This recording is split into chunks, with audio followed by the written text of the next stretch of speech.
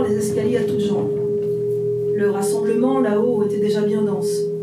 Durant quelques secondes, je me suis vue coincée dans un piège, au beau milieu du filet. Il a fallu que Jeanne m'agrippe le bras pour m'extirper du flux, comme si elle croyait encore possible qu'on leur échappe, et on s'est envolé jusque chez nous, dans le sens contraire des manifestants. On riait presque en arrivant au 4e. Le pouls rapide à cause de cette course effrénée et d'une sorte de soulagement à voir qu'enfin quelque chose se passait. Sur le palier, on a trouvé Mano, sans que ça nous étonne, allongé de tout son long par terre, qui s'est mis à agiter la main devant son nez comme un mouchoir, sitôt qu'il nous a vus en gémissant « Des selles! Les filles, sortez les selles !» d'une voix de diva au bord de la pamoison. On a ouvert en grand la porte-fenêtre au-dessus du boulevard, et le grondement de la foule soulevée sur 4 étages nous a sauté à la figure. Ils étaient des milliers. D'en haut, ça ne faisait pas de doute. Sous les ballons roses et bleus et les banderoles, aux lettres soignées qu'ils tenaient en l'air comme des pavois de guerre sainte. L'évidence du nombre nous a glacé le sang. 100 000, diraient bientôt les organisateurs, et je crois bien qu'il y avait le compte. De loin, la manifestation la plus massive de l'année 2012, se vanterait-il, de la décennie même. Jeanne s'est figée, les 2 mains sur la balustrade. Il n'y a plus eu que ses cheveux qui battaient sur fond de nuages. Mano a déroulé le long drapeau arc-en-ciel qu'il avait emporté avec lui et que j'avais aidé à fixer au barreau. Après quoi, on s'est penché au-dessus du tumulte, radieux chaque fois que nos couleurs faisaient tourner une tête vers notre balcon haussmannien. Mano surtout, qui se mettait alors à envoyer vers le boulevard des baisers frénétiques. Mais on pouvait faire les bravaches. Il ne pesait pas bien lourd nos 2 mètres de tissu face aux kilomètres de rue qu'il allait falloir pour que s'étale dans son entier le flot des manifestants. On n'a plus détaché les yeux de cette masse en marche. Malgré les couleurs et le vacarme, ça ressemblait à une conquête de territoire bien plus qu'à une parade festive. Je ne sais pas combien d'heures on est resté dans le froid du balcon, à les regarder avancer à petits pas, les bataillons serrés et les colonnes de marche plus rapides qui débordaient sur les trottoirs. Mais quand Mano a finalement estimé que le gros de la manifestation devait déjà agiter ses fanions du côté des Invalides, et qu'on méritait bien une bière pour s'en remettre, on en voyait toujours qui démarrait sur le boulevard. « Venez !» Mano a dit. « Faut qu'on soigne les blessés. » C'est dans le marais qu'il a voulu sa bière, là où sûrement s'étaient retranchés les autres. Notre camp indien, il a dit, puisque Paris était prise. Le regard un peu surpris de Jeanne a cherché le mien. Qu'on ne soit pas les seules victimes, elle et moi, de cette démonstration de force, ça lui montait tout juste à l'esprit, une évidence, lui disait-elle soudain, que cette armée de défenseurs de la famille n'avait pas été levée tout entière contre nous seuls à cause du week-end d'août. Elle est rentrée dans le salon en trébuchant sur le rebord de la porte-fenêtre, et elle s'est tenue un instant hébétée sous les moulures du plafond, comme si elle ne voyait pas la suite de l'histoire, quel repli décidé, ou quelle contre-attaque après ce formidable assaut de la cavalerie. La première pensée qui lui est venue, c'est que son petit frère venait de passer sous nos fenêtres, au milieu de la foule, là, sur le boulevard, à quelques dizaines de mètres d'elle à vol d'oiseau. En levant les yeux, il nous avait forcément aperçus derrière notre drapeau, Mano et moi, et puis Jeanne aussi, légèrement à l'écart. Il lui avait suffi de compter les étages sur la façade pour la reconnaître, sans aucun doute possible.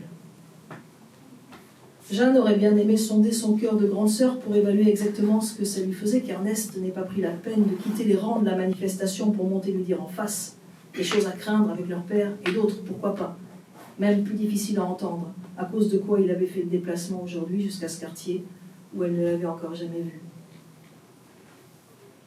Mais son interrogation s'est perdue dans le long sifflement admiratif de Mano qui nous a vrillé les tympans. « Eh, on monte d'un cran là, » il a dit, l'œil incrédule glissé vers l'écran du téléphone. « C'est la manif des ultras qu'il va faire demain, ton père. » Sa remarque a hésité en l'air comme une flèche qui cherchait sa cible, mais Jeanne n'a pas contesté. Le silence est tombé entre nous, plein d'embarras et de profondeur, pendant que Mano mesurait dans quel nid de guêpe, pire encore qu'il avait cru, on lui avait fait mettre les pieds l'été dernier. J'ai vu Jeanne farfouiller dans les journaux de la semaine pour retrouver le fil des manifestations prévues à Paris dans le week-end. Celle du samedi, ses organisateurs, son parcours, ses mots d'ordre, et puis celle du dimanche, au cercle davantage fermé et plus virulente encore. S'il fallait qu'à cause d'une loi d'ouverture au mariage pour tous, son père eût devancé la date inamovible de sa migration de novembre, ça ne pouvait être qu'en ralliant la contestation du deuxième cortège. Voilà ce qu'elle était en train de se dire. Celui des intégristes, qui s'étaient donné rendez-vous le lendemain dimanche, à 14h30, devant le ministère de la Famille. Avec cela, il allait pouvoir se mettre en état de prière des heures durant, Bible, chapelet et croix en main, afin que le ciel empêche que nos revendications s'inscrivent dans la lignée des luttes sociales déjà menées pour l'égalité, et que chacun puisse y voir, au-delà de toute considération politique, la douloureuse preuve du démon infiltré dans nos âmes. À moins d'une mission aussi grave, visant à châtier bien plus largement que les frasques de sa fille, sans doute n'aurait-il pas quitté ces terres avant le jour prévu.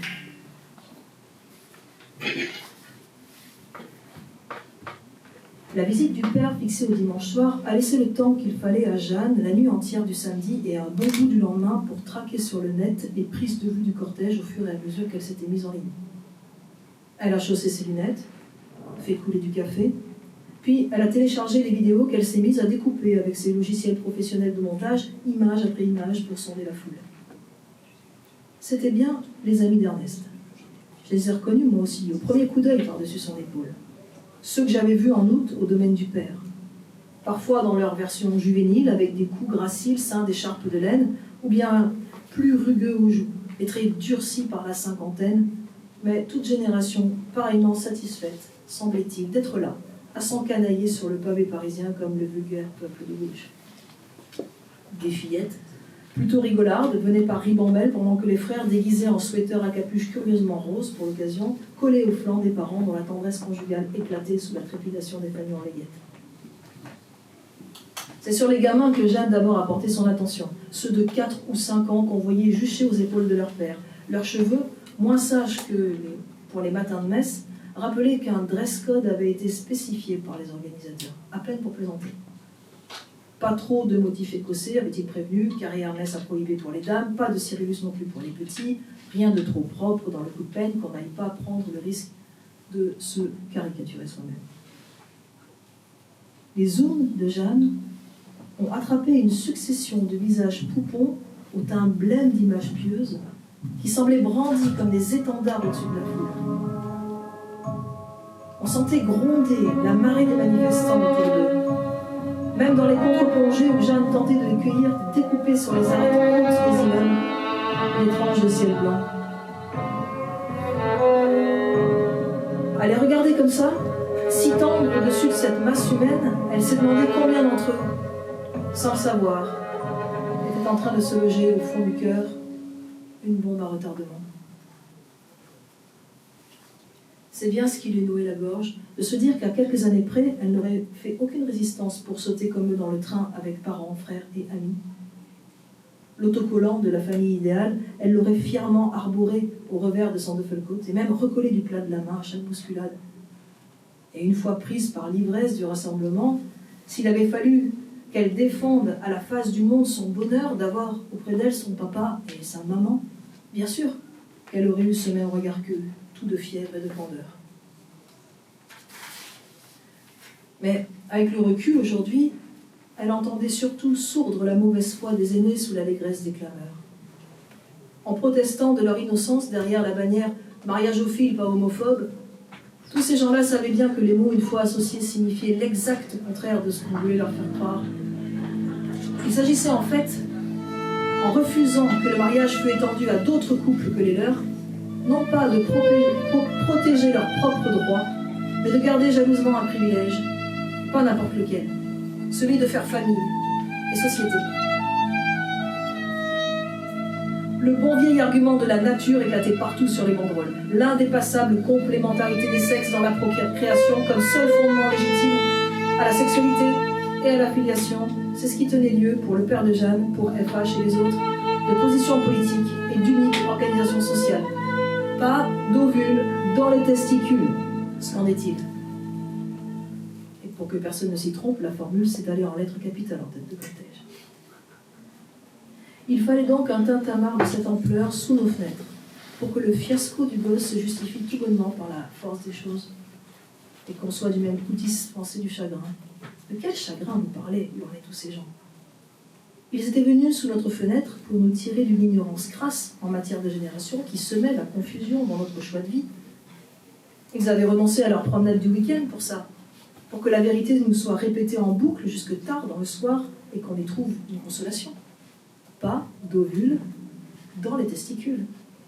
Les mots amplifiés par les micros sur le podium Place Vauban se répandaient dans l'air du soir avec ce petit jeu de rime intérieur qui leur faisait un air de fin de comptine et redoublait les applaudissements.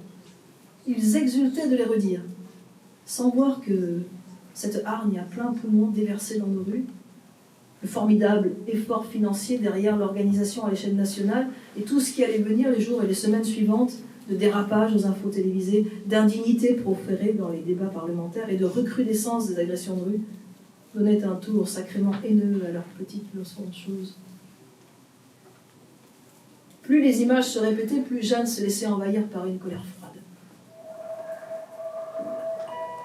Et pas d'être si violemment renvoyée dans ses buts pour la gosse, mais de prendre peu à peu conscience du choc qu'avaient dû éprouver d'autres qu'elle, la veille, s'ils avaient suivi en direct les actualités du jour, ces couples de femmes, ces couples d'hommes, qui élevaient des enfants depuis des lustres sans avoir eu jusqu'ici à solliciter la permission de personne.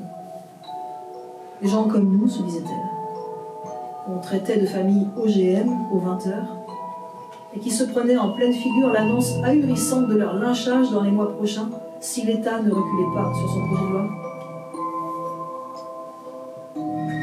Interrogés dans les rues de Paris, les manifestants échauffés juraient en effet qu'ils y reviendraient. Oui, ils camperaient leur milice autodésignée sur cette ligne de frontière pro-famille qu'ils voulaient sécuriser pour toujours et n'en délogeraient qu'avec la garantie d'avoir tiré les enfants de là. Nos enfants, répétait-il. Parce que d'être issus de gamètes masculins et féminins, tous les enfants du monde étaient de facto les leurs. Et n'avaient donc rien à faire dans les réserves où certains interviewés, à grande protestation de tolérance dans les micros, voulaient bien encore concéder aux homos et autres erreurs de la nature le droit de s'aimer en paix. Elle écoutait ça, Jeanne. Et peu à peu, notre ratage doute prenait à ses yeux une toute autre tournure. Politique.